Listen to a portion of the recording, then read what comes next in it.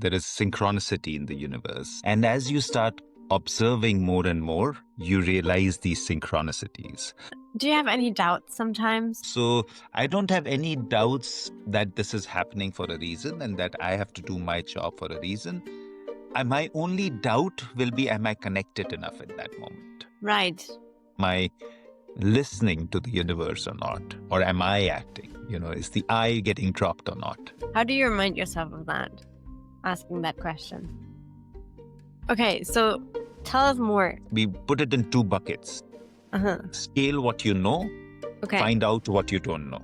So scale what you know was what we were doing was we were working with the sugarcane fiber for over 40 years. And the second part was find out what you don't know. So of course the world doesn't start and end with bagasse or sugarcane residue. How do you find alternative materials? How do you find new solutions? What are the new materials that you would focus on? Then we are very excited about a material which is gaining ground, and I think it'll gain a lot of ground because a lot of smart people are after it.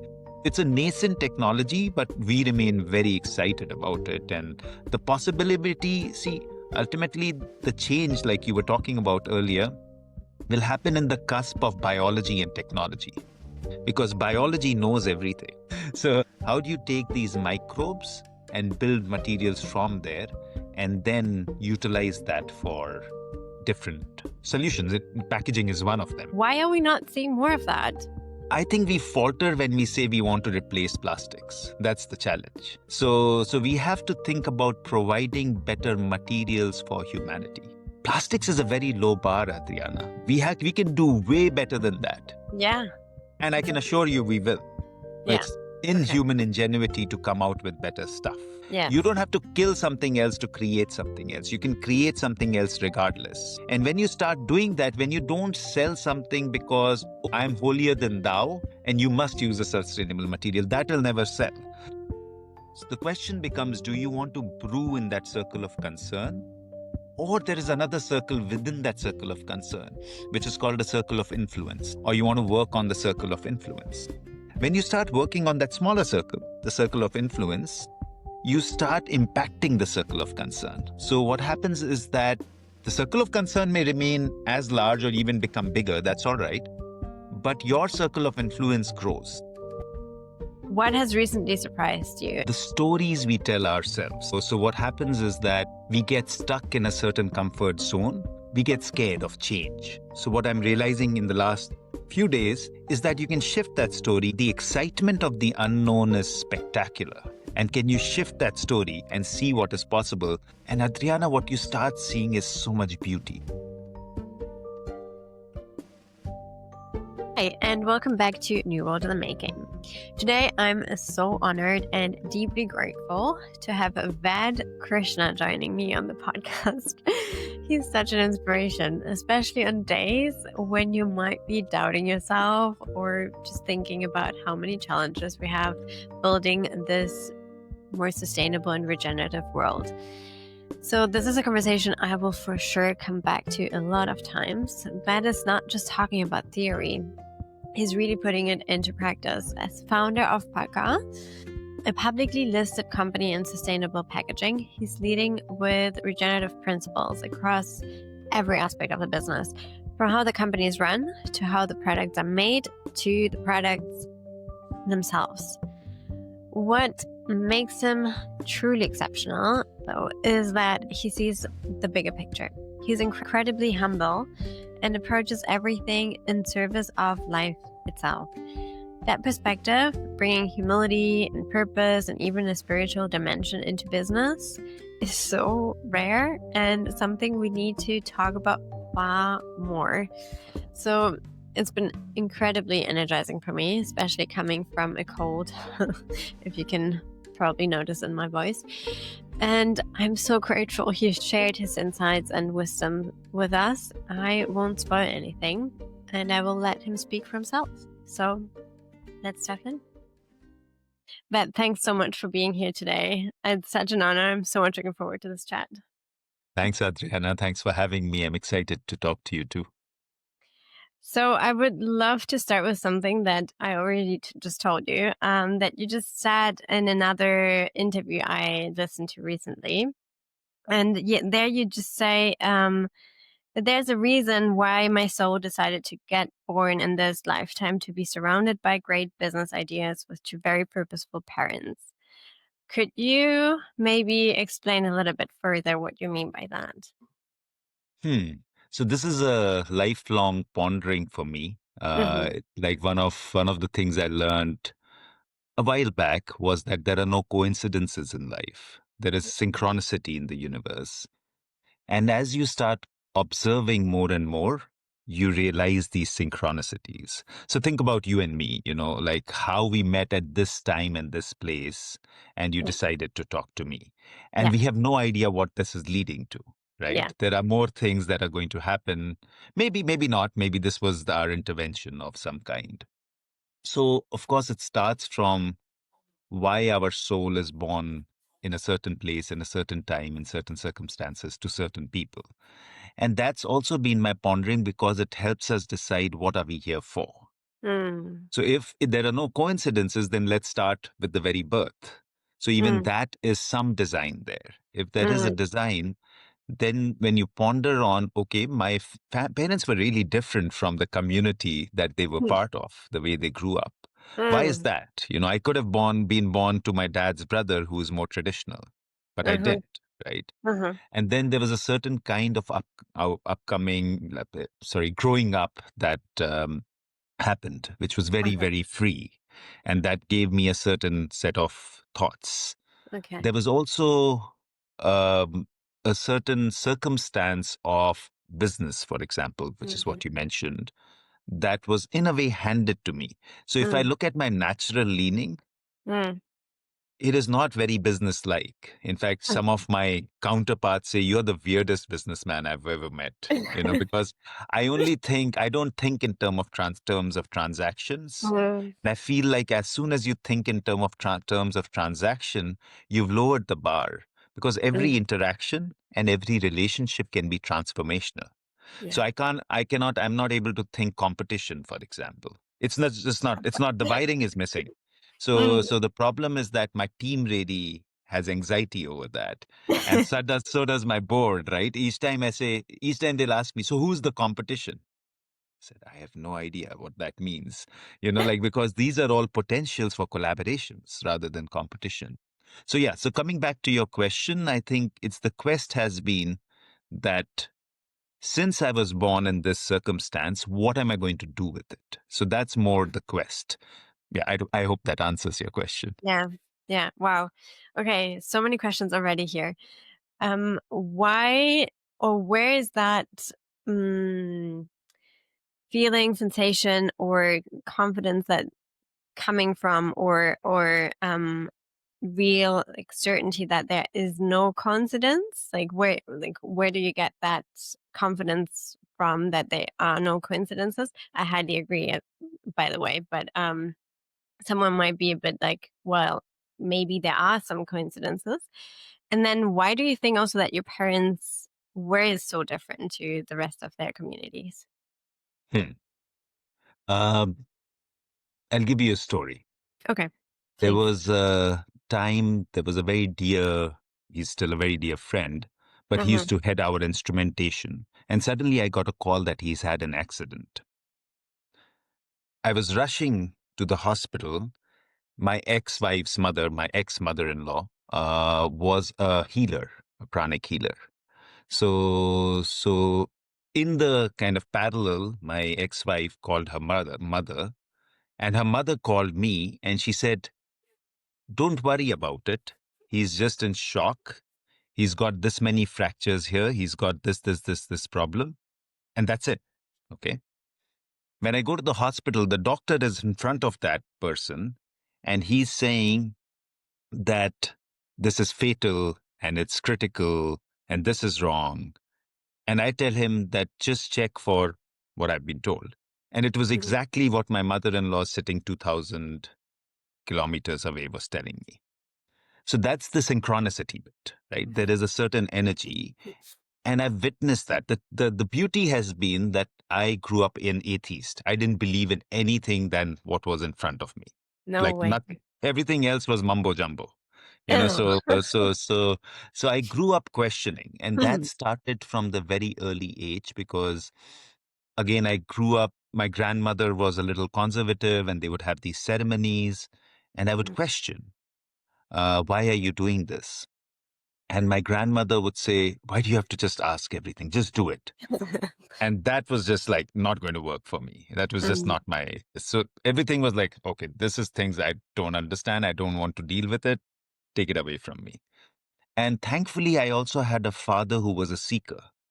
mm, He was never a prescriptive person that, oh, you are a Muslim or a Hindu or a Christian or something, some kind of box. He didn't have that box. So I was able to explore that more.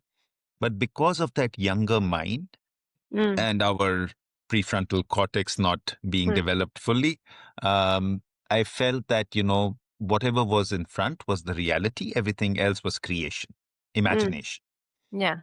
So since I came from that place, I think I could look at it more objectively, the Uh-huh. things that were happening. So what happens is that, especially when you go through life and you look backwards, then you realize the synchronicities. It's not Right. in the moment. So you and I may not realize the synchronicity now, but maybe we'll have a cup of coffee 20 years down and we'll Mm, think about this moment. yeah. And we may have a very different relationship by then, Mm, right? But this yeah. moment would have had to happen. Now think Mm, of all the things like coming to our company, for example. I yeah. keep thinking, think of the all the alignment that happens Mm, for two people to join to work together. yeah. And if you talk to somebody else, you'll realize that they were just at the right moment at the right time. Mm, yeah. That was to happen. And the journey may be limited. It may happen for a month, it may happen for 20 years, it may happen for 30 years, and then you move apart, and that's fine. But you realize that you can put it all to coincidence. But when Mm, you think about it, you'll realize that it is too much for coincidence. yeah. For that person to have left this job at this time, having searching for this, wanting to change in career, finding that ad randomly on Mm, the internet, and then, saying that, oh, I really want to do this. yeah. So there is too much to accept. We can obviously call it all coincidence, and that's fine. But I think when you start looking at the patterns, there's a beauty to the synchronicity. My favorite poet is a 15th century Indian poet called Kabir. And one of his beautiful poems is about the weaving. He was a weaver, right? So it's about the weaving of a blanket and Wow. how every warp and weft has to come together for Yeah. it to become whole. And that's Uh-huh. the idea in life that, there's so many things that have to come together for you to become whole, for life to become whole, for you to go in the direction you have to. So I think it's just an idea of being in observation, Mm, and you learn more through that, and it'll happen at the right time. It also makes you very peaceful, like what we mm, were talking about before we started recording. yeah. Yeah, if you're just there in awareness, it'll make you very peaceful. The second part of your question, what made my parents different? I don't know. It's probably their souls and a Mhm, little bit coming from my grandparents. So both my mhm. grandparents on my mother's side, we all come from what they would call the Indian business community. So India is Okay. very segregated. Yeah. So it's caste system and all that, which means that you are segregated in different communities. And we Right. come from the business caste. Okay. So it's very much in the DNA that, for generations, people have been trading and doing businesses. So it's in the genetic memory. Right. So, but my mother's parents decided to give it all up. And my grandfather became Mother Teresa's right hand man. And he What? worked for 40 years. Oh, yeah, he has the funniest Mother Teresa stories. So he worked for 40 years just being anything to do with money for Mother Teresa went to Mr. Agarwala. And he had the funniest interactions. And of course, I got to meet her many times because of that and all that. And then my grandmother worked for the Home for the Dying for more than my grandfather, so maybe 45 years or something. So, so they had a different direction. Yeah. My Yeah. grandparents on my father's side, like, although relatively traditional in their business mindset, but my grandfather was a unique person. He was just very, very interested in learning.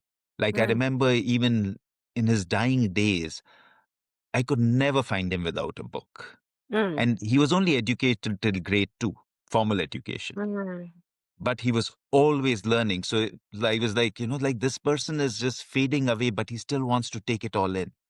It's the search for learning. And he would enable that. He would enable that through stories to us. He would enable that through creating, even the toys that he would give would be things that you would create with. He would Mm. set up lathes in the house so that you can work with your hands. So he was always encouraging Mm. of exploration. So maybe my parents got their kind of ideas from there. Yeah. And then they took it a step forward where they gave us a lot of freedom to just explore and be in a place where you're not bound. And Uh-huh. also along with that, I think what mattered a lot is to have the secure space that we were never insecure. Like not for a moment, my brother or I would have doubted unconditional love from Mm. either of my parents, and particularly my father. So I think because of that, there is a certain sense of security that gets built into you when you Mm. have that backing early on at an early age. So I don't know. Again, yeah, I think that's probably what I can say. Wow, that's such a beautiful story, both from your parents and also the coincidence, no coincidence one. And what do you think? How did then that whole growing up like this? How did that influence you now acting as what you're doing right now? Maybe explain a little bit. What are you doing for someone that has no idea what PAKKA is or who you are? So I think my life has gotten driven by a singular idea that how do you leave the earth cleaner?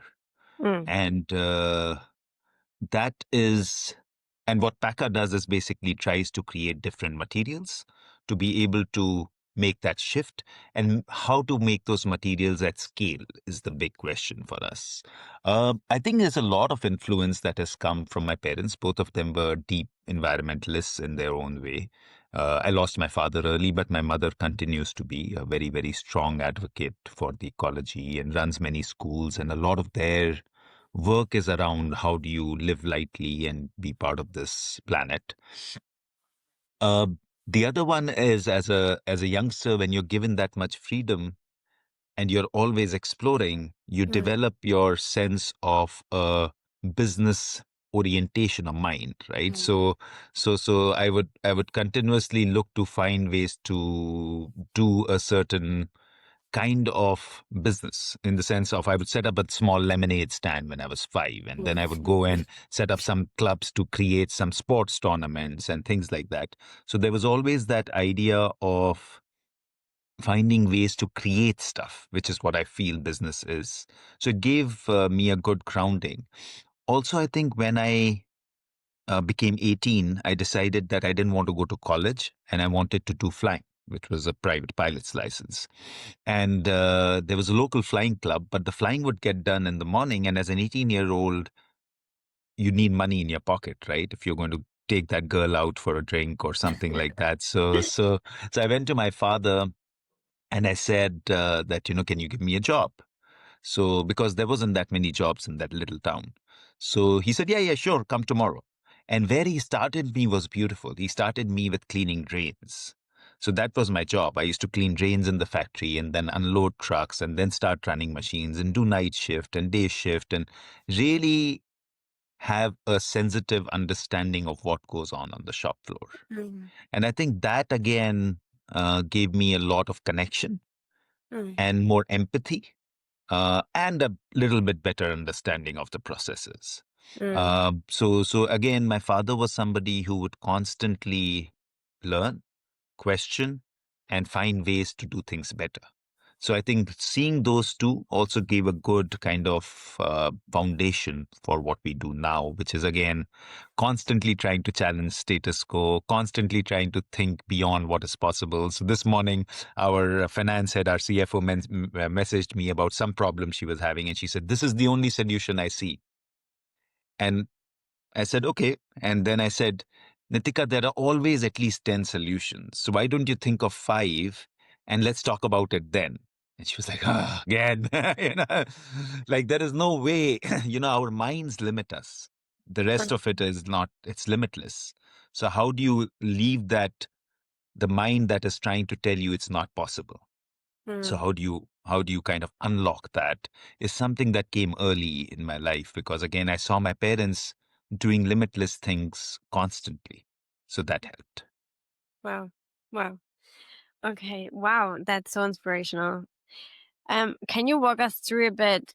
How did you then start to be in going from working in the whole process of operations to then also be part of more the strategy and taking over maybe from your dad, the whole business, how it turned around? Oh, I came in kicking and screaming, didn't want anything to do with it. So that's another part of Wow. synchronicity, like when I think about it. So and I'll weave in the synchronicity there. Uh-huh. So growing up, I didn't want anything to do with the business. It was okay, a means to earn some pocket money, but that's it. What I wanted to do was to be outdoors and do adventures and build an adventure touring company, maybe. And I went to study similarly. I went to study sports management to basically focus on that area of outdoor sports. But as luck would have it, my father had gone through an open heart surgery. And Oh, when he came out, he realized that he didn't want to do this for the rest of his life. okay. So he asked his sons, my brother and me, and we said, no, no, no, we don't want anything to do with it. So Mm. he tried to sell the business and he couldn't find buyers then.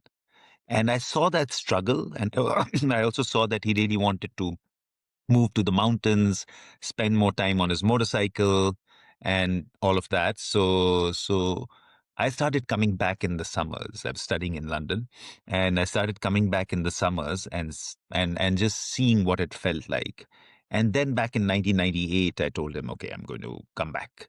Uh, which now, coming back to synchronicity, is one of the greatest decisions I could have taken because I've spent most of my growing up years also in boarding schools. So you see your parents twice a year, kind of for a bulk of time. Wow. But I lost my father in 2005. So if I had not come back in 1999, I would not have had that 6 years as a young adult with him. Mm. So even though he wasn't that involved in the business, even though he was spending a lot more time in the mountains, he was always a phone call away Mm. and we were talking every day and I was learning from him and in his own way the kind of person he was. If you went to him and said, oh, I have this problem, can you give me an idea? He said, what do you think? Mm. And you would tell him that this I think this should be done, and he would say, yeah, yeah, yeah, go try it. And then you would come back and say that, oh, it went horribly wrong. He said, oh, I felt it might. So I would have said, why didn't you tell me? So he said, oh, if it had gone right, then I would have learned something. So it was that kind of like, one is don't give an opinion when asked Mm. without being asked. But Mm. he was to the extent of don't even give an opinion when asked, like let the person learn. Just let them know. So yeah, so I think the universe's synchronicity was so amazing that I Mm. could get those 6 very, very precious years. I would not exchange them for anything today. Right. And we obviously made a lot of mistakes in that process because I was a young 24, 25-year-old who came into business, didn't understand that much. Uh, my father had not built a very, very strong second team. So I was dealing Mm. with people who were kind of great, but limited in their foray. So I actually almost took the business to the ground. It almost shut down in 2010, 2012. Did some Wow. big projects, made a lot of mistakes. But again, as luck would have it and as synchronicity would have it, like my father again had created such amazing goodwill that the Uh-huh. buyers would say, here, take the money, give the material later. The suppliers would say, here, take the material, give the money later. The people would say, don't worry about it, you can pay us next month. So I was like, I couldn't even leave because I was like, okay, let me sell it off. Let me get out of this mess. But I couldn't leave because there was so much trust that Go do it. Do your thing, and it doesn't matter. So at Mm. that time, when that period of my life when this was going on, I was constantly thinking, what should I be doing? And my wife asked me a pertinent question, and she said, you know, you keep thinking about this, and like you think at that point that you just came into this business because of coincidence, Mm. because your father wanted out and you came in, you didn't want anything to do with it. So if your life had no barriers, what would you choose? And Mm. each time I thought about it, it was loud and clear. I would do something with the planet. And then when I dug deeper, I realized we are doing packaging, but we have zero impact.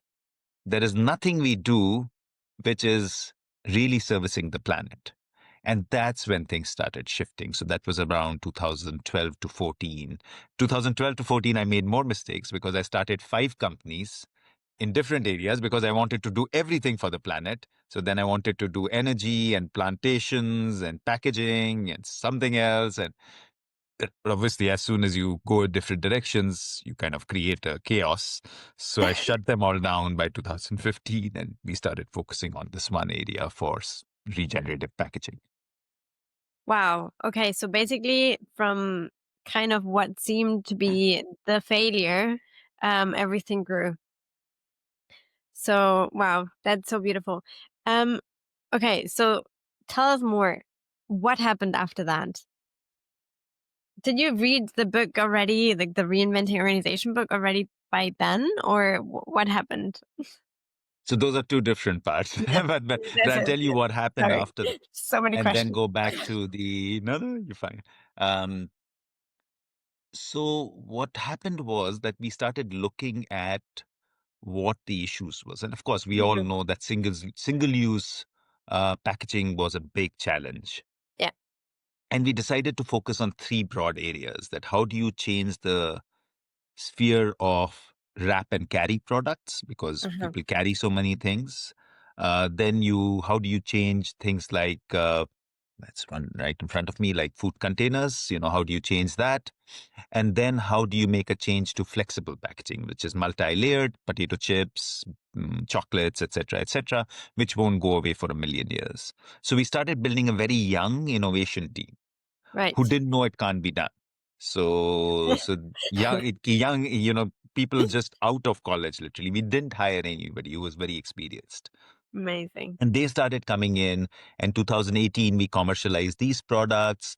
In 2023, we started commercializing the flexible packaging product. We started focusing more on the wrap and carry space, which we are still doing. And we are still building the innovations team. So that's Hmm. our big thing. We need to build that much stronger. It is still my biggest struggle to find the right people because it's all about the right minds and incubating the right companies, working with the right partners, finding the right collaborations, etc., Right. etc. So it's work in progress, but that's what we started doing. We started growing. We put it in 2 buckets: Uh-huh. scale what you know, Okay. find out what you don't know. So Okay. scale what you know was what we were doing was we were working with the sugarcane fiber for over 40 years. So we said, Right. okay, let's take the sugarcane fiber and start growing possibilities. So we started expanding India. We did an expansion in 2018. We are just finishing one now. We started looking for other cane rich locations and found Guatemala. So we started the process of setting up a factory there. We're looking for other options and looking for money because it takes big money as well. So that's been its own journey. But Okay. And you're the, public, right? It's a yeah, public. we're Okay. listed, yeah, we're a listed company. So, but it still takes a lot of money and a lot of Yeah, yeah, investors to yeah. come in Of and to course. believe in you. And then the um, and the second part was find out what you don't know. So of course the world doesn't start and end with bagasse or sugarcane residue. How do you find alternative materials? How do you Mm, find new solutions? How do you not get stuck on, what happens is that as soon as you say I'm going to replace a plastic, mm, we feel that you're setting a very low bar mm, because instead of thinking of replacing, if you say, I'm going to create a better carry solution, that's mm, very different. Because otherwise, what we think, even as consumers, that if it's sustainable, it's going to perform poorer and cost more. mm. But that syndrome doesn't have to be there. Again, it's our mind that's Yeah. limiting us, right? Somebody created the petroleum polymer from waste ethylene, waste styrene, waste propylene gases. right? Yeah. So if somebody could create that, why can't we create something even Yeah. better in Yeah. terms of the performance, in terms of the even the costing or the Mm. value that you create? So that's what we are really after. Now, to the second part of your question, that is a different trajectory altogether. So it's going to be a longer spiel, but I'm going to Yeah. take you through it. That's So what interesting. happened was that the where our factory is located is a place called Ayodhya, and Mhm. that became a big political challenge back in 1990s, early 90s. And in 6 December 1992, I even remember the date. I think everybody in India does. A bunch of Hindu fanatics broke down this mosque, which was around 7 kilometers from our factory. And the whole country went up in flames. The whole country. Wow. Everybody started fighting because of the city we are in. Now, what happened was, and this is way before the time of mobiles and the world as you know it. So even the phone lines were not working. So what happened was all the so-called managers or officers used to live in the city. All the workers used to live around the factory. Mm. Factory was about 10, 12 kilometers from the city. So for a month, there was total curfew. Only policemen and dogs on the road. That's it. And no phone lines working, no connection, nothing. You maybe could get some essentials, but that was it in that city because that was the flashpoint for the entire riots in the country. So of course, everybody thought that the factory cannot go on. You need raw Mm. Of material, you need course. sales, you need production, you need somebody to direct, da da da da da. Mhm. Guess what happened when the team went back? When the team went back after a month, we had record production. The team had found ways to even get raw material in. The team he had even managed to dispatch some trucks. There was more stock. But my father was like, "What the heck are we doing? Yeah. Why do we have so many complications of supervisors and managers and these hierarchies?" Because he was such an exploratory person, he went down a spiral and he said, "We are not doing things right." And he could identify talent very easily and Mm. potential very easily, more than talent. He was great at building potential. He would see potential where people would reject people. And he Mm. would be like, "Oh, no, no, no, no, come on. There is something there. We need to find that out." Mm. And what he started doing was to see that, why is this? Why? And he was already reading a lot of Japanese work and the management ethos there. But the first book that made a huge difference to him was actually Maverick by Ricardo Semler. That had come out in the late 80s. So he got Mm. through that and he said, okay, if a company in Brazil can do it, why can't we? And then he listened to an Indian thinker who was also thinking in self-managing teams idea back in 1992, 93 now. Yeah, 93. Mm. And he literally told him, this is a wad of cash. Come and try your ideas. He had never done it practically. It was all in the head, No right? way. So he said, and that guy tried to push my father back because he was a good thinker, but he had never applied it. Yeah. So he was like, "Oh no, it'll cost you a lot of money." So he literally took out, and that person is in his 80s now. He still remembers this incident. He said he No took out a way. wad of cash from his pocket, and he said, "Here you go. Will this do?" And he was like, so my father would literally use the operations as a laboratory for the next 2, 3 years in letting go of all system structures as we knew it and making it all about self-management. How does the team decide? What is the role of a leader? Uh-huh. How do you remove that? So I Yeah. kind of grew up looking at that. So for Wow. me, I saw that was already the idea. And again, I'm a very people person. I get a lot of energy from people. Yeah. And because I was working on the shop floor, there was a deep connect with the people. They were friends. They were my gurus, etc., etc. Yeah. So then I started going through the rabbit hole even more. Mm. Um, and although it kept getting diluted and brought back, and it still has that kind of trajectory, and it's very little more difficult in a place like India, which Mm. fundamentally functions on hierarchy, whether Yeah. it's caste hierarchy or class hierarchy. It's not just egos of people who think we are better, Uh-huh. but it's also the belief in the people that we are not good enough. Yeah. It's so deeply ingrained. It's genetical history again. You've Yeah. been told you don't know anything. How can Yeah. you do it? So you have to kind of remove those barriers. So that's been the kind of play for us for a long time. And then I don't know when, but maybe again around 2015-ish is when I got reinventing organizations. And Adriana, I can feel it now. I Mm. can't even tell you what that book did to me. Yeah. I was literally like, this guy is just saying everything, synchronicity again. He's Mhm. saying everything that I would have loved to say, Yeah. so, but I don't have the imagination or the understanding. So then, of course, I started finding people in that domain, came across Susan Basterfield, and that's how I met Lisa. And they started working with us a little bit. But what we realized in that, and they worked closely with us for quite a few years. But what I realized was India is its own beast. Yeah. You cannot put in a Western mind into the country and think it'll work. So we had to get out of that and say that how do you find more Indian systems that you can relate to? Mm. Because we all grow up with our grandmother's stories. How do you bring those in and make it a kind of methodology? So what we are working on now is basically what we call Indic wisdom, and using that to be able to tell the right stories to create the kind of culture that we want to create.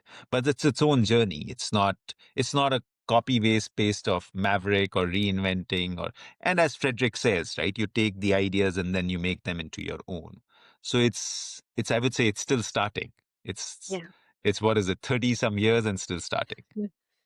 So, but I've heard you actually talk about creating that fertile ground where, yeah, the self management can actually flourish. What? How do you create that? How do you create that infrastructure that it is there so it can flourish? That's an interesting question. I think that what I say is that Mm. I think there is nobody who enters a workspace Mm. thinking, how am I going to do bad work today? Mm. Right? Everybody will think either that, oh, how can I do well today? Or worst case scenario, they think, hope nothing goes wrong today. Yeah. Right? Yeah. So if the fundamental mindset in us humans is that Yeah. we want to do good work, Uh-huh. the aim for any organization needs to be to create that ground. And that's it, right? Otherwise, people would do it. But obviously, it's more complex than that, especially in our case when you're 1,500 people, and you're growing, you're going to, in I think another 5 years, we'll probably be 5,000. So then how do you create that? You have Yes. to create many more systems. Yeah. So what we are trying to work with is to basically build systems which are self-actualizing. So Mm. what that means is that with the organization's goals, everybody sets their own goals. Everybody self identifies how they are doing.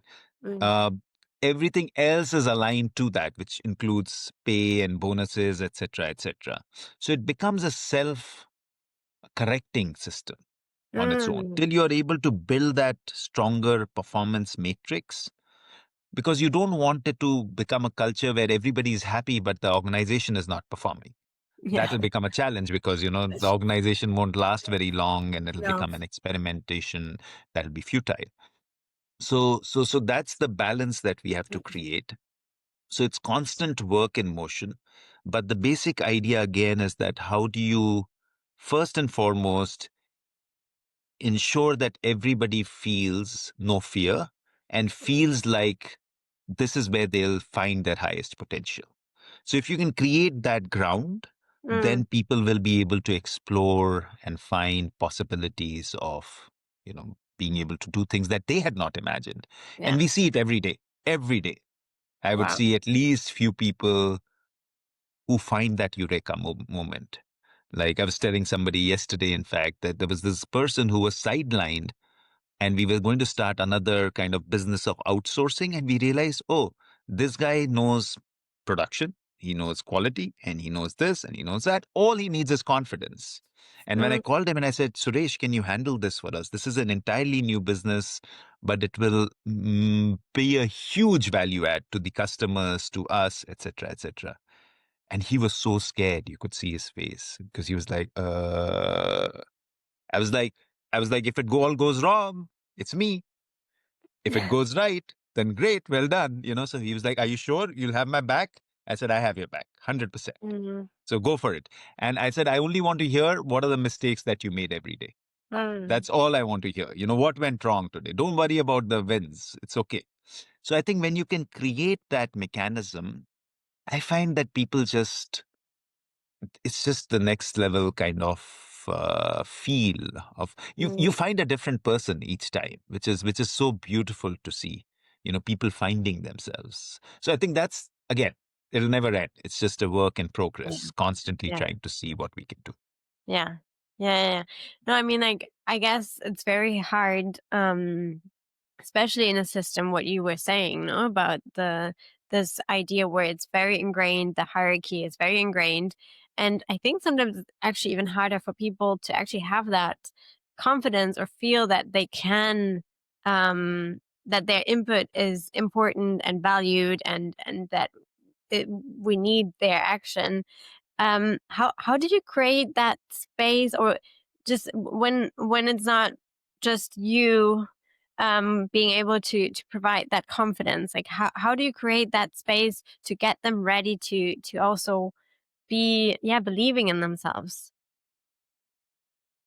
I think it starts with your first question. Yeah. Do you believe in synchronicity or not? Okay. So say if I say that I truly do, and it's not Yeah. just a figment of my imagination. So think about all the effort that the universe has made to bring two people together. Yeah. So what is my job? So my job is to do right by the universe. Mm-hmm. So if they've gotten me with some people, Mm. my job is to make sure that I am servicing Mm. that abundance that I've been provided with for some reason, right? There's this amazing person who has such enormous potential, who has come into this mix to find a living. Mm. But then, is it possible for us to unfold something more? Mm. So that's the base idea. And it's still, again, I'm Mm. learning every day. Like how do I let go of my ego more and more? How do Mm. I make sure that I'm dropping me more and more, like we were discussing before the conversation? How do I take myself out of the equation and Yeah. see what is possible? And Adriana, what you start seeing is so much beauty in Mm. the people. Success, failure, all that is, passe. It's okay. We may be alive tomorrow, we may not, right? We may exist as a company tomorrow, we may not. But can I do right today? Can I Mm. control my own insecurities and my own ego Mm. to be able to be in service of someone else? So that's my constant effort. Can I drop this feeling? And what you start realizing is, I'll give you an example again. There's a young, not so young anymore, but he's been young for a while, but he's Uh, got young energy. So he's one of our main analysts. He does a lot of mm. our information systems and analysis and data, that sort of thing. So there was somebody, again, synchronicity, somebody who came to us as a potential for being able to do our sales better. Uh-huh. So I called up this guy, Lokesh, and I said, Lokesh, can you work with this guy and provide him a contract? So he said, okay, I'm not really a business person. I said, no, you know all this. You know what we need. You know what the results are that we need. So can you make it? Don't worry about, like what sales are, what da da da da. You know what is the result that the company is seeking. And Yeah. this person has been sent to us for some reason. Let's find out that reason. Yeah. So let's explore, because he also has landed up in this perfect place at a perfect time. So let's see. And he was so baffled that I would just choose him.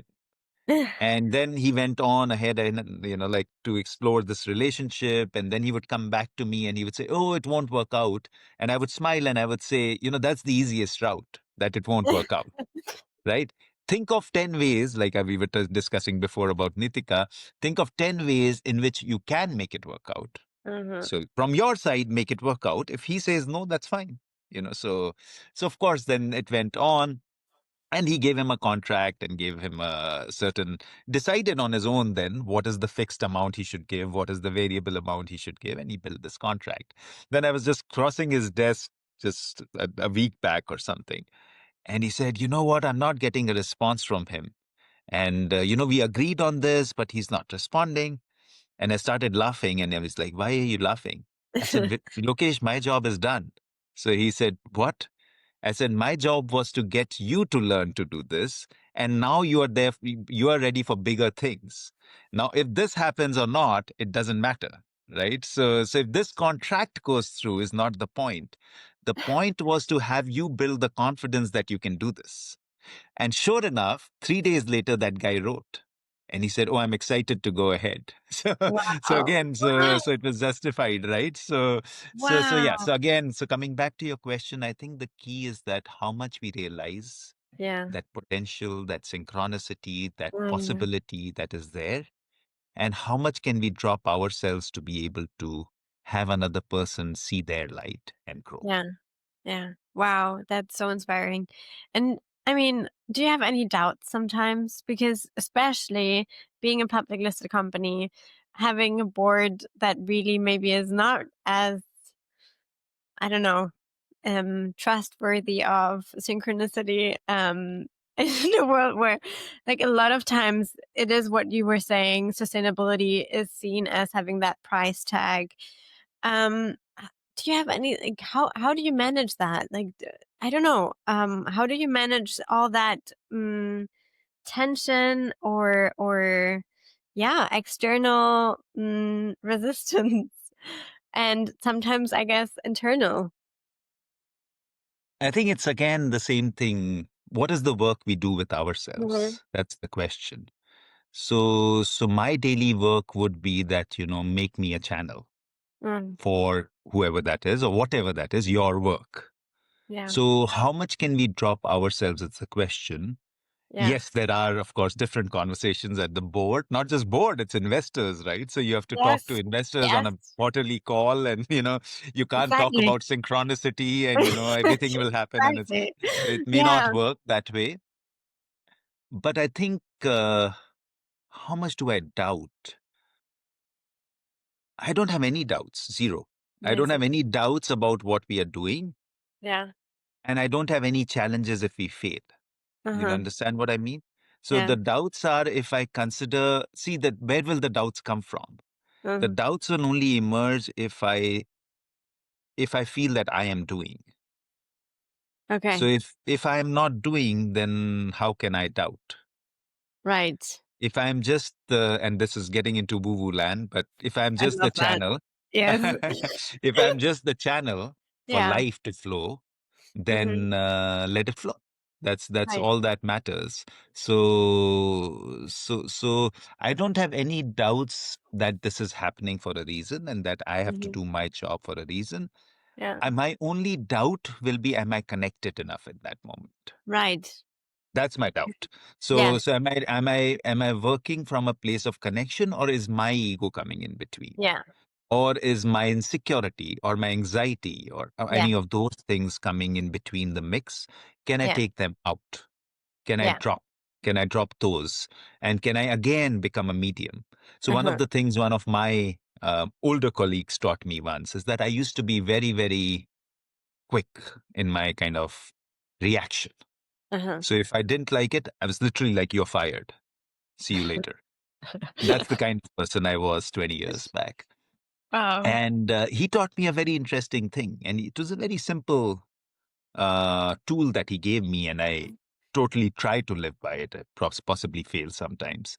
But he says, anytime you feel like taking a quick decision, just do it after 2 days. Mhm. And that's what he said. His mantra was that you tend to take very quick decisions and Yeah. it's done, it's over. And just wait 2 days before you do Mhm. it. Love And that. Adriana, none of those decisions have gone forward in 2 days, right? That you want to do right No now. Of course, way. you're right. Of course, you're right. And this has to be done. And, this person has been troubling you for so long. It has to go and we have to separate. 2 days and you find so much potential in the same person. And you're like, what were you thinking? And you Wow. see so much. goodness that is coming from Mm. that person. And the work becomes, how do you provide a better platform that for that person to be able to flourish? Right. So yeah, so I would say, to answer your question, the doubt will be, am I being a channel or not? Am I Mm. connected or not? Am I synchronous or not? Am I listening to the universe or not? Or am I acting? Is the Mm. I getting dropped or not? So yeah. Right. How do you remind yourself of that? Asking that question. Is it like a thing that you just train yourself to do every time, or how do you, you know? Be in touch with your sensations. Your Mm-hmm. body doesn't lie. Mm. So if you're in touch with your body rather than Mm. like you were talking about yoga before, Yeah. what that does is that you're more in touch with your breath and your body. Yeah. So your mind is the one that will lie, right? It'll Mm. give you numerous insecurities, challenges, anxieties. It'll make you think that, oh, everything will go wrong and everything is against me or whatever. Yeah. But if you start feeling it and Yeah. be in sync, the universe will guide and your sensations will Mm. be able to tell you whether this is right or not. You'll feel uplifted or not uplifted. Or so if you're taking a decision which is kind of from your ego, you'll Mm. feel it in your body. There will Mm. be a certain tension that is there. So I think over time, I've just realized, and I'm still, I would say, in the beginning of the journey, but in certain time, I've realized to read it a little more. Mm. That, is my body tensed or not when I'm doing this? Right. Am I smiling? Am I breathing right or not? So Mm. if those things are happening, and yes, we need to part ways with somebody, that's fine, because that may be better for them too. Yeah. So we don't know what that synchronicity is. So don't get attached to that either, that, oh, I have Yeah. to flourish everybody, because you may be doing a disservice by trying to flourish everybody, right? So even Yeah. that is not an attachment. Oh, such a good reflection. Yeah. Okay. I would love to know more about PAKKA as well, and what's your vision? You were already starting to tell me a bit about it, but could you share a bit more? What exactly are you working on right now? What's your vision? I've heard and read a bit of stuff, but yeah, would love to hear more. So again, I think coming from where we come from, it's deeply painful to see what we are doing as humans. Yeah. So and just because of a very, very, very little convenience, Mm. and we've kind of shut our eyes, and for our own benefit, we harm everything around us. And that in India includes a lot of animals, a lot of marine life. You kind of make all your rivers, ponds dead. No fishes can survive. You make all the stray animals have bunch of polymers in their body. You're of course harming yourself. You are taking away a lot of land from nature to kind of dump stuff. And our effort is singular. How do we make more even more effort than what we think we are capable of to be able to change that? So that's the idea. And I think what has happened in the last 5 to 10 years is possibly this is something that I would be very proud of. We've worked on in really taking it into the organization. So there's a lot of missionaries in a way who are working within the organization to be able to find solutions. So as PAKKA, the aim would be ultimately, its habits are not in our control, like as an organization. Like I would ideally love for people to consume less, to throw less, to, do all of that. But that's something that I can adopt myself. But to make holistic change is tough, or it's not the direction the organization, what I've been handed with is. So can I change the materials themselves? Can we change the processes that we use to make the materials? Because okay, materials can be great, but then if you're consuming liters of water and electricity, etc., that's a challenge too. So Yeah. so we would love to change that and change that in scale. So the domains we are in, from a vision perspective, we would like everything to be mimicking nature. So Mm. nothing packages like nature, right? So you see an orange and a banana and a coconut and an egg and your skin and peanuts and pomegranates. And I have a picture, beautiful picture of a pomegranate in front of me. So so just for inspiration, because it's such a beautiful packaging. Amazing. Imagine those thin layers inside and the beautiful hexagonal structure outside and the way it protects and the little knot on the top and etc. etc. So it's remarkable when you look at the packaging around us, right? Yeah. Our own skin will breathe, but it won't let anything from outside go in and inside go out, right? How Right. does the nature do that? And nature's building blocks are very simple. It's amino acids and it's carbohydrates, so proteins and sugars, right? How do you use those? So our idea would be our vision is to be able to build enough materials that can provide humanity with better resources. So Mm. packaging is a necessary evil, right? Nobody needs packaging. An ideal world is no packaging. Why would you want packaging? Just eat fresh, go to the garden, pluck your food, eat it, and that's it, Yeah. right? But what has happened is that we want convenience. So because we want convenience, we will end up using packaging, and that is going to protect, give your food a longer shelf life, be able to kind of consume it later, remain fresher, etc., etc. Take away all the nutrition. Sorry, but anyways, that's what we do. So, so that's what packaging does. So how do we change the material itself? And we Mm. know we have to do it at scale. Yeah. So again, we are hell-bent that we will try our very best. Our investors are sometimes very concerned about us because we have these huge, lofty goals that we're going to grow 20x in 5 years. And they're like, what are you guys smoking? But, but we have to do it, or we have to, as our board says now, that Yeah. there is no option. You can die trying. Yeah. So at least we have to die trying. The Yeah. effort has to be constant. It has to be pure. It has to have that clarity of desire, and and and then leave the rest. Be in receptiveness. Let the universe guide. The right people appear. The right ideas appear. The right craziness happens. The money appears.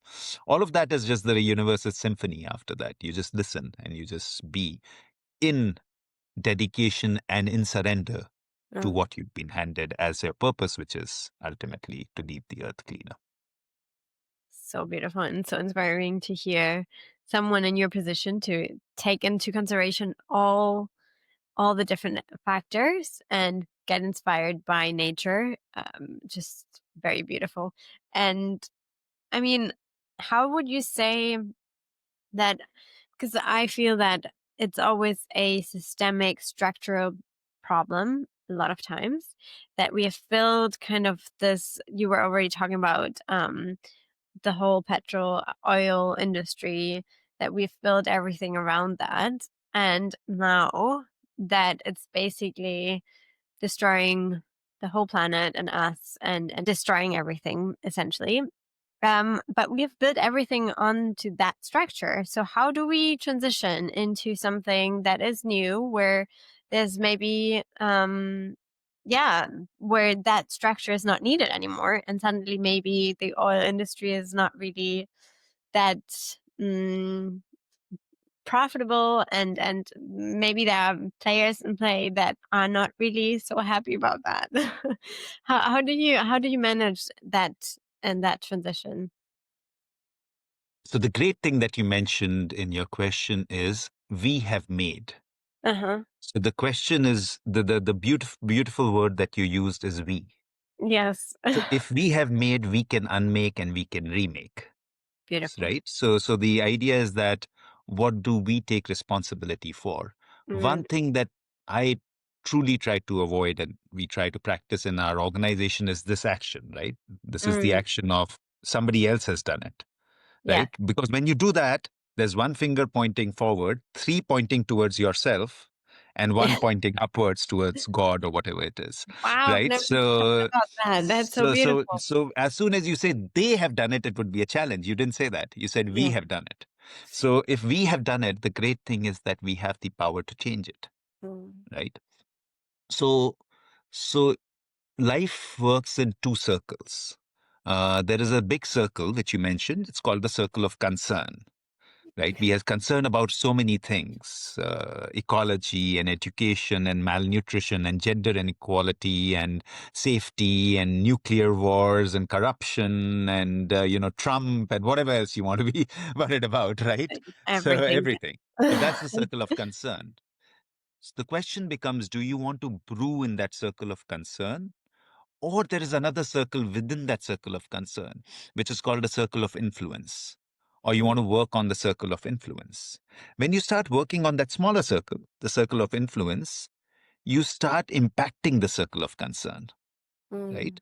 So what happens is that the circle of concern may remain as large or even become bigger. That's all right. But your circle of influence grows. And okay, say maybe you have you are worried about education. mm, Can you educate two people? And that has a ripple effect. So the mm, question becomes that, like whatever somebody else has done, we cannot kind of keep brewing on that. And I find it very, very tough when people say, oh, they did it all wrong. mm, So were they really thinking about trashing the planet? No, nobody mm, was thinking about trashing the planet. This was waste gases that they collected and created this marvel material without which, you and I today cannot function. If we look around us, we'll have so many different usages of the polymer. Obviously, there was a challenge with end of use, mm, but then we have it in our control to contribute towards change. mm, I don't, well, I hope we would, but I don't think we would be the only ones who could make that change. But there's a mm, lot of us gaining ground on finding ways to make change. And when we look at time in a linear way, then again it looks like, oh, it's too slow. mm, But time is not linear. Time and space is kind of circular. It's happening in a certain way. Um, and at least we have the possibility of making a little contribution towards change. So as a person myself, as an organization, hopefully we would look towards contributing towards that change rather than getting too flustered around what is happening. So each time I see, so my daughter and I were watching a series last evening, and it was a series all about trafficking, women trafficking. So it's a deeply disturbing subject. And she's like laughs at me so much, and suddenly somebody gave a plastic bottle in that, and I was like, look at that, they're still giving plastic bottles on screen. And she was like, Dad, that is all you can see when there's bigger subjects of women trafficking happening. So I was like, yeah, this is terrible. Did you see that railway track? There were some plastic polymers lying there. So she was like, oh my God, you are nuts. So I was telling somebody I'm both obsessed and possessed. mm, So I need exorcists to come into my life to remove that, being possessed. So I think coming back to your question, um, it's a work in progress, right? So mhm, we have to look at what can we do. It's the same JFK speech that ask not what your country can do for you, ask what you can do for your country. So mm, are we all asking that? Are mm, you in your own way asking in your life, what can you do? Rather than say, oh, they are not doing it right. Because all that will do is increase your anxiety, yeah, right? If for you and you're taking away your own power. As yeah, soon as you shift responsibility to someone else, this is happening in my life because of this person or this circumstance or this, you're uh-huh, taking your freedom away. Don't take your freedom away, yeah, because you're free as soon as you're responsible, right? As soon as you say everything in my life is happening because of me, then mm, you've taken all your chains away. mm, There's a beautiful speech, I don't know if you've heard, by J.K. Rowling in one of the commencement speeches that she gave. And she said there's a expiry date to blaming your parents. And that's maybe age 30. After that, you cannot say that, oh, because of my because we're childhood and because parents. of my parents, that's Yeah. done. Now Oh, you take responsibility. I Exactly. So I would say that I think the more mm, responsibility we take, the more beautiful life becomes, yeah, because yeah, you become free. Nobody stops you from changing anything then, right? yeah, Because you cannot blame anybody. You can't say, oh, this is happening because of this. yes, You have a choice. Make a choice. yeah. No, I think I was asking you this question as well because I remember, I don't know the company name anymore, but I remember being at a speech of a founder of a seaweed packaging company, and he was just sharing also all their challenges, and he was sharing how it was very difficult for them to address the systemic challenges because a lot of the um, packaging building requirements were all built on the old system. And so all the factories, everything was really built to package and make packaging with oil based materials. So um yeah, then because just thinking about all the possibilities that we are seeing nowadays with sugarcane materials or seaweed or mushroom based solutions, or I don't know, way better at all the materials being used for possible packaging. Why are we not seeing more of that? Why are we still using plastic bottles in the trafficking TV shows? Why is that so? So again, I'll give you a different perspective. Yeah. Innovation only happens with constraints. When there Okay. are no constraints, there are lower innovations.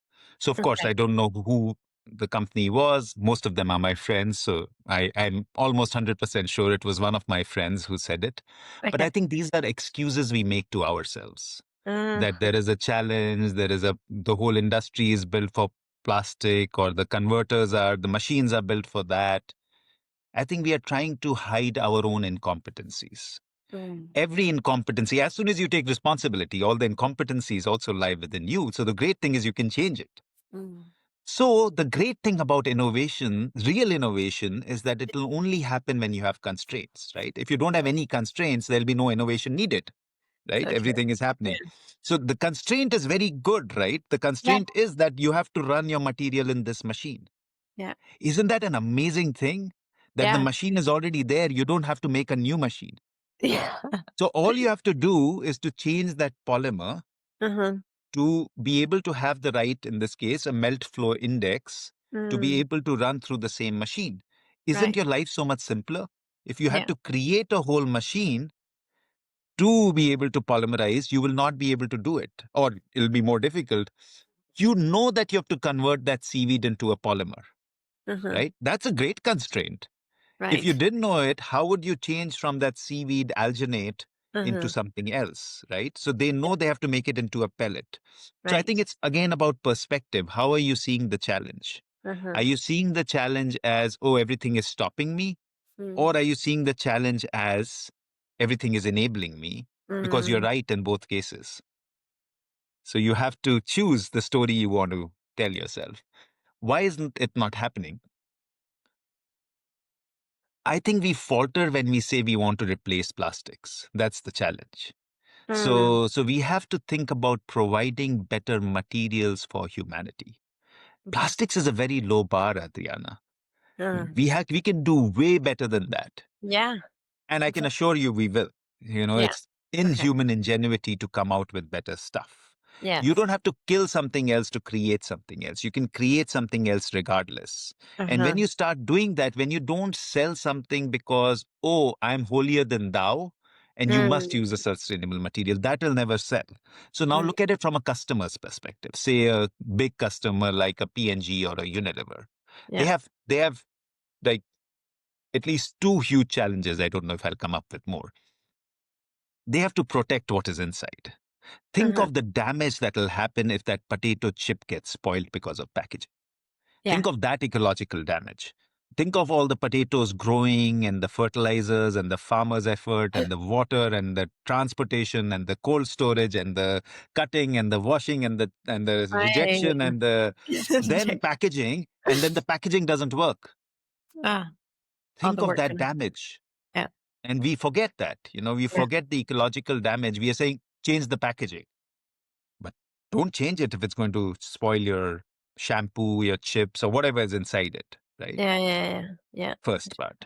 Yeah. Uh, the second is for a whatever way the humanity has progressed, Uh-huh. consumerism, no consumerism, but they have a huge challenge because they need things at scale. We were talking to Unilever just for the little shampoo sachet, which is some cents, right? Uh-huh.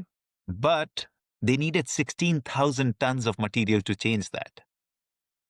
So most of the companies that we are talking about, so think of it from if I'm Unilever, I cannot just change one thing. I have to change that whole supply chain. I have to push my converters to make a different material, to use a different material. So everybody is in kind of, everybody is aware, everybody is progressing. Right. But it's 16,000 tons for that little shampoo sachets. We are not even talking more than that. We are not talking about the Lay's potato chips, which is millions of tons, right? So you're talking about one little sachet. Yeah. So what we don't realize as customers, as activists, it's the complexity of the chain. You need performance. You cannot compromise on that because your consumer will stop buying. Mm. You need scale. Most of the companies, seaweed is an amazing material, but most of Mm. the companies are talking about 5,000 tons in total in the year. This one sachet needs more than 16,000 tons of material. And they're still not talking about the same performance as a petroleum polymer. So the material will get spoiled or the shelf life will reduce. Uh-huh. So you have to create the right material or even improve the material more Mhm. and then kind of do the scaling. So Yeah. those are the two things that we as PAKKA would love to do with others as well. We try to do a lot of open innovation. So hopefully through your podcast as well, hopefully more people will connect with us and say, oh, let's collaborate, let's join forces. Because ideas are not somebody's, solely somebody's possession. Yeah. It's everywhere, right? So who Yeah. knows which young person is going to have the next big Next. little thing that might change the whole thing, right? So Amazing. so how receptive are we to that idea? And the third part of that equation is the value proposition. You Mm. cannot say my material will perform poorer. I'm not going to give you the full material and charge you more. Yeah. Then No. what happens is that Unilever will say, okay, we can do it if P&G and we do it at the same time because we have to compete in the market space and the competition is 1 cent and 2 cents. That's Yeah. the margin I have of error. Yeah. So, so we have to be able to address all these ideas. And within those ideas is what you are saying, be able to use the supply chain that is trillions of dollars Yeah. already in place. So you have to be able to use that because those guys are also dependent on their livelihood from that conversion system. So Right. how do you use the same supply chain and not try to disrupt or cannibalize that? So a little more complex than what's in front of us. No, totally. Okay, that makes a lot of sense. And how do you make it how do you make that balance? I heard you speak about a lot of most of the business you make money with the things that you know, and then 10%, about 10% it's about creating that new product and innovation and seeing how you can create a lot of profit with the new creations. Is that about right? Because it's like Yeah. this balance, no? Like that you Yeah, I have would to. say we call it 80-20 normally. Okay, 80/20. Okay. We say 80% from incremental improvement, Okay. 20% what we call NPVI or New Product Vitality Nice. Index. How Okay. many new products are we being able to introduce? So typically Yeah. for PAKKA, the Yeah. NPVI target is Mm, 20%. Every year, we should be able to introduce 20% new products. amazing. Profit or no profit is secondary. We may make losses in the new products, but Uh-huh. the 80% will keep us going. Yeah. And then slowly we can make profits in the new products too. But that's typically the ratio. It's the Pareto's principle. It's the 80-20 idea that, Okay. 80% and 80% of our time must go into things that will come out in 6 to 9 months. Okay. 20% of our time must go into things that will come out next 5 years later. What will happen five Okay. years hence? Okay. So that's how we distribute. 80% of our investment must Yeah. go into things that are happening this year. Okay. 20% of our investment must go into 5, 10 years hence. So, the Right. division is that typically in our minds when we do our budgeting. Okay, so interesting. Okay, cool. And so what is that 5 to 10 years vision? What would you say? What are the new materials that you would focus on? What about? I'm highly intrigued by mushrooms. I don't know that I don't know why I'm Uh, so interested in them, but I love eating mushrooms, and yeah, I mean they're so versatile, and it's just such a great gift from nature. Um, so I don't know what is there any potential there for packaging? So friends of ours, I don't know if you've heard of them. It's a Hmm. company, amazing company called Ecovative. Okay. They've probably been the forefront of all mushroom-based work. Okay. They started, they're two friends, Gavin and Eben, and they started, and we've worked with them for many years, early, mid, like 2005-ish, or maybe a little later, 2010, when we started working together. The challenge in natural packaging, now let's again look at Yeah. that. The challenge part, I said, beautiful packaging around us, but if you Mm, think about nature's packaging, it grows with the product and it dies right. with the product, right? So if it's a banana, the peel is also growing along with the banana, Yeah. and it'll give you the banana's expiry date, right? It'll start Yeah. becoming black, shriveled, da da da Yes. da da. You don't need an expiry date printed on No. it. You know the banana has gone bad, or the orange, or the whatever else, or our own skin, right? It Yeah. also dies with us. So the challenge in mushrooms is exactly that. So Gavin and Eben created this beautiful facility where they would take the spores, take different fibers, and make them grow into a foam kind of product. Uh-huh. And then, of course, dehydrate it. As soon as it doesn't have water, it stops growing, and then provide it as a Dell used to use it for their computers. I don't know if they still do. But the challenge is that you need to, in order to be cost competitive, beautiful product. Like I Yeah. would say better than styrofoam.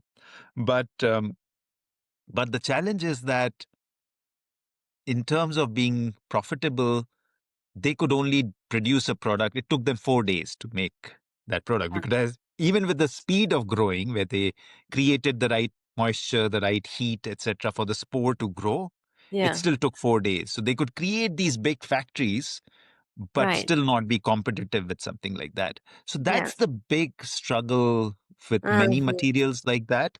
Also, especially if you're going to mimic nature in the way it's grown, like these Yeah. guys were doing. They were mimicking nature by providing a certain ambient temperature or ambience to be able to grow the product, which is a great thing to do because you're not using any harsh chemicals, etc., etc. But the challenge becomes that again, scale is needed. So Yeah. that's it's a big predicament. It's not Mm, something that we have a solution for as well. yeah. But at least the way we see it, if you look at the next 5 to 10 years, we would say at least growing our materials to 500,000 tons. We produce about 60,000 tons right now. But how do you grow that at least 10x to 500,000 tons or 500,000 tons so that you create some impact? We've Yeah. already put investments in place for that and we are exploring others. And it needs to be a mix of ideally a lot of it bagasse, which is sugarcane, which is something Yeah. we know, but also ideally 20% other materials. So, Mhm. which is also something we are working on right now in introducing a couple of other possibilities. And we are very excited about another material which is gaining ground. And I think it'll gain a lot of ground because a lot of smart people are after it. It's called PHA. I don't know if you've come across it. It's polyhydroxyl alkanates, which is a microbial polymer. So it's the same thing as what happens in our digestion. There are microbes that break things down and they create a polymer called PHA. So the Yeah. same way they have mimicked it outside, where they feed old vegetable oil or even methane gas to these microbes, and then they become polymers and you extract the polymer. So it's a nascent technology, but we remain very excited about it. And the Right. possibility, see, ultimately, the change, like you were talking about earlier, Yeah. will happen in the cusp of biology and technology because biology knows everything. There's so many elders that we have around us who've been in existence for so much longer than us. Can we learn from them? So, Yeah. what does biology do? Biology fundamentally looks at fermentation or Uh-huh. microbial multiplication. Yeah. How can you, the way yogurt is created, or beer, or wine, or, so many other things, kimchi and sauerkraut.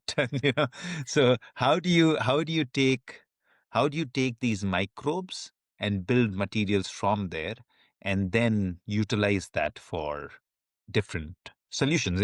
Packaging is one of them. It's not the Mhm. only one. There was another company called um, something Meadow, and I'm forgetting. Andras Forgax was the creator, but they created artificial leather through microbial multiplication, where they just took a tissue from a cow and then they created multiplications in their lab, which meant that you no longer have wastage. You can create leather. Otherwise, cow doesn't come in the shape of your purse, right?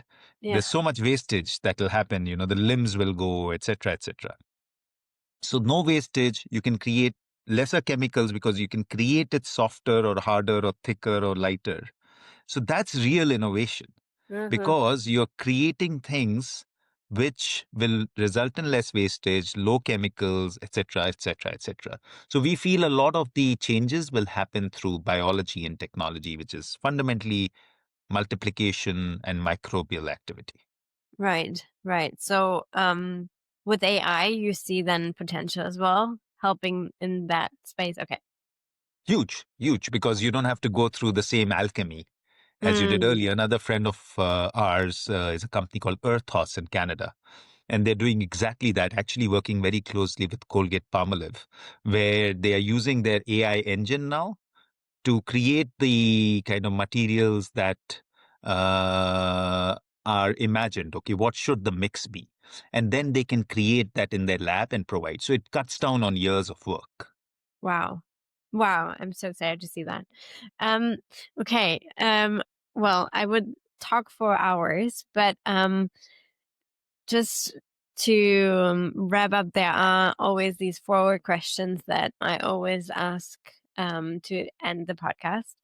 And one is, what has recently surprised you? I mean, we've talked about a lot of surprises, but maybe something that has been really, I don't know, inspiring you.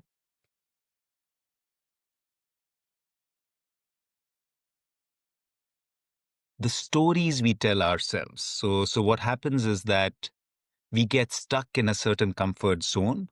So what we realize is that this is a story that we have told our mind. And what I mean by that is that we get scared of change. So what I'm realizing in the last few days is that you can shift that story and be excited about the future.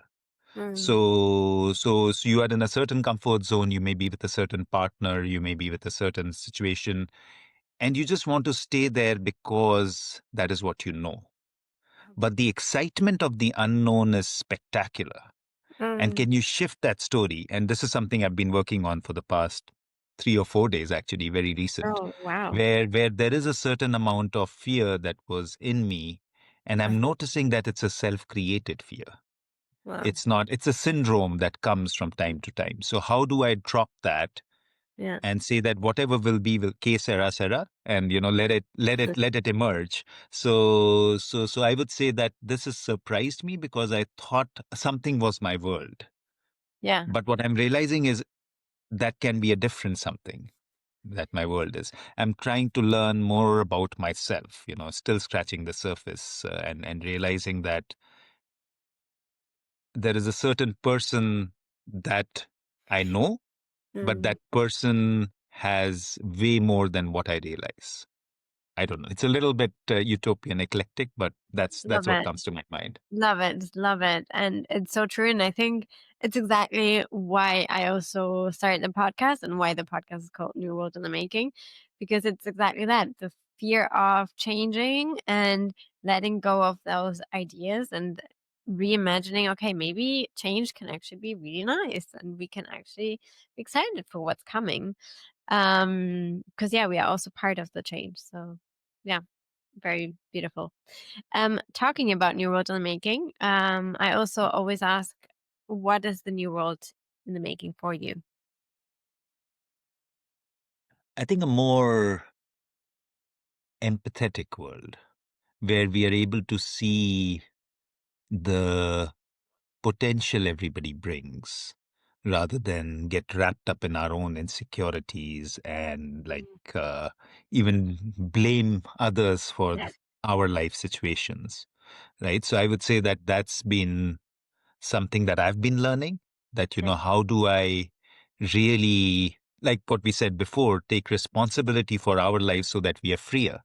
So, Uh-huh. so how do you kind of create a world which is more kind and empathetic and able to see the potential in other interactions and other beings, and how can I make myself more of that, more than somebody else, right? That, like, can I start with me? Can I make myself kinder and more empathetic and more um improve my ability to be able to see the beauty in somebody else, and to nurture that beauty? Beautiful. Beautiful. Do you see that? Because that's the other question. In 5 to 10 years from now, we already talked about the packaging where you see it. But do you see the whole world in 5 to 10 years also more empathetic? Where do you see us in 5 to 10 years?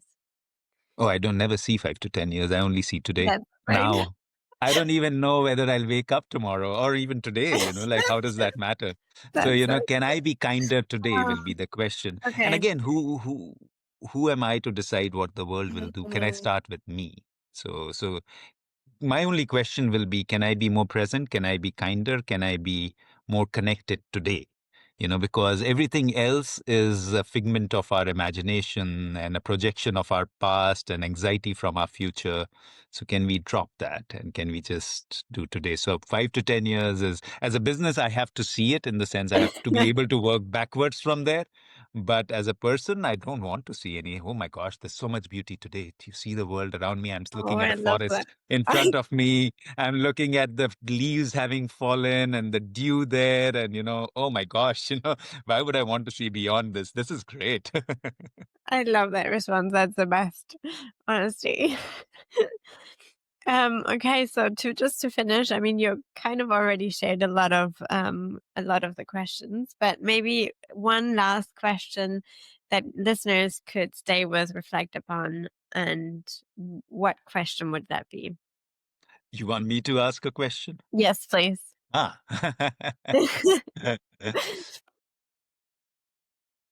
How will you be more connected today? Nice. Wow, that's a very beautiful question, and I think we always can ask that one. Uh-huh. Yeah, I think Thank you so that's much. that's the key. Thank you, Yeah. Adriana. This has been a joy. A lot of self-exploration. Yeah, I loved it. Thank you so, so much for sharing all these insights. Truly, truly amazing to know more about this. Thank you so, so much, really. Thank you for having me.